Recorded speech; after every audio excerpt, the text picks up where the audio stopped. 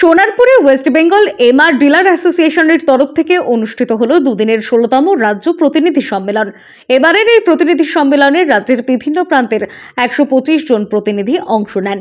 অনুষ্ঠানে উপস্থিত ছিল রাজ্য কমিটির সভাপতি সন্তোষ গোস্বামী, রাজ্য কমিটির সাধারণ সম্পাদক হাজি হাসান উল্লাহ লস্কর, রাজ্য কমিটির বর্ষিয়ান কার্যকারী সভাপতি পরেশনাথ হাজরা, মুখ্য উপদেষ্টা জগন্নাথ কোলে সহ রাজ্যের 22 জেলার প্রতিনিধি। এই প্রতিনিধি সম্মেলনে রাজ্য সরকারের প্রতি কৃতজ্ঞতা প্রকাশ করা হয়। সাধারণ সম্পাদক হাজি হাসান উল্লাহ লস্কর জানায়, আজকে আমাদের এই 5 বছরের যে আমরা কর্মকাণ্ড করলাম তাতে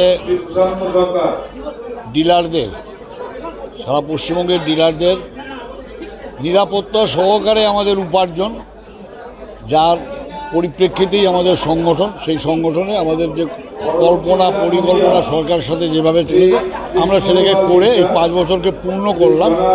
আজকের এই 16তম সম্মেলনের মারফত এবং এই প্রতিবেদন দিয়ে আমরা আমাদের লোকের থেকে তাদের কি বক্তব্য, আমাদের ডিলারদের এই সমস্ত নিয়ে আমরা আবার এই 16তম সম্মেলনকে সফল কামনা করে আবার 17তমের দিকে এগিয়ে যাব।